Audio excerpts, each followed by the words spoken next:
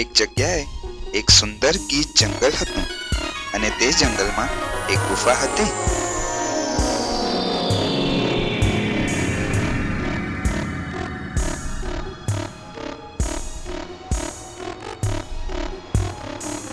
તે ગુફામાં એક ચાલાક શિયાળ રહેતું હતું. રોજ સવારે તે શિકારની શોધમાં જતું હતું.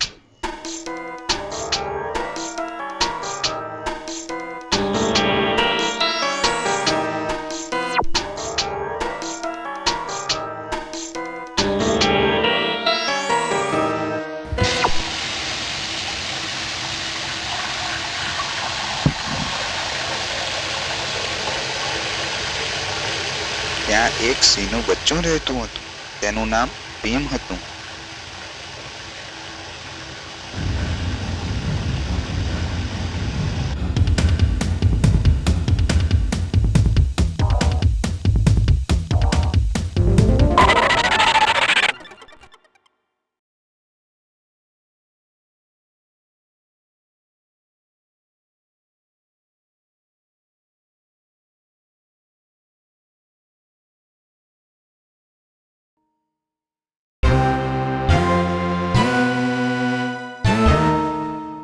ભીમની નજર તે ગુફા ઉપર પડી અને તેણે વિચાર્યું,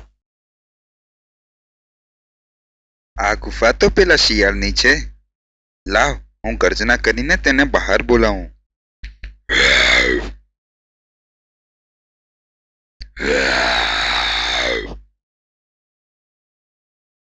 લાગે છે કે શિયાળ ગુફામાં નથી.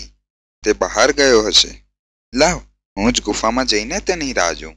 તે જેવો ગુફામાં આવશે તેવો હું તેનો શિકાર કરીને ખાઈ જઈશ.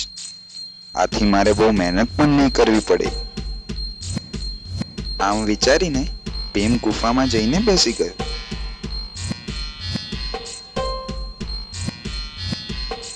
આ બાજુ શિયાળ શિકાર કરીને ગુફા તરફ પાછો આવ્યો.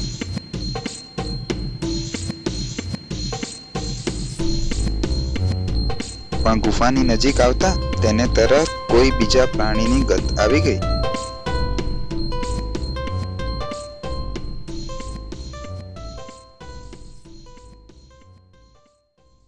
મને લાગે છે કે આ ગુફામાં કોઈ છે, પરંતુ હું કેવી રીતે તેને ઓળખું? હું અંદર જઈશ તો જો કોઈ માંસાહારી પ્રાણી હશે તો તે મારો શિકાર કરી નાખશે અને મને મારીને ખાઈ જશે. માટે મારે કંઈ યુક્તિ કરવી પડશે.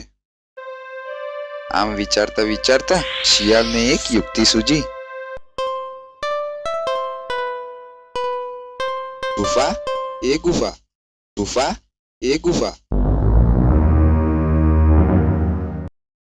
ગુફા, આજે કેમ તું મારી સાથે બોલતી નથી? તને ખોટું લાગ્યું છે કે શું?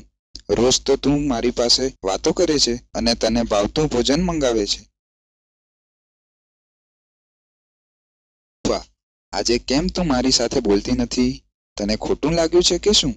રોજ તો તું મારી પાસે વાતો કરે છે અને તને ભાવતું ભોજન મંગાવે છે.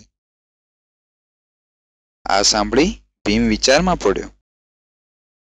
ખરેખર જો ગુફા શિયાળ જોડે વાત કરતી હશે તો તે શિયાળને કહી દેશે કે હું અંદર છું. તેથી મારે જ શિયાળ જોડે ગુફા બનીને વાત કરવી પડશે. અને આમાંય તે મને ભાવતું ભોજન આપવાની વાત કરે છે. તેથી મને ભોજનની સાથે શિયાળનું મિષ્ટાન પણ મળી જશે. ગુફા, બોલ, તારે શું ખાવું છે? મારા માટે 2 બકરીને મારીને લઈ આવ. સારું ગુફા, તું થોડી રાહ જો, હું હમણાં જ આવું છું. આમ કહી શિયાળ ત્યાંથી પલાયન થઈ ગયું અને તેનો જીવ બચી ગયો.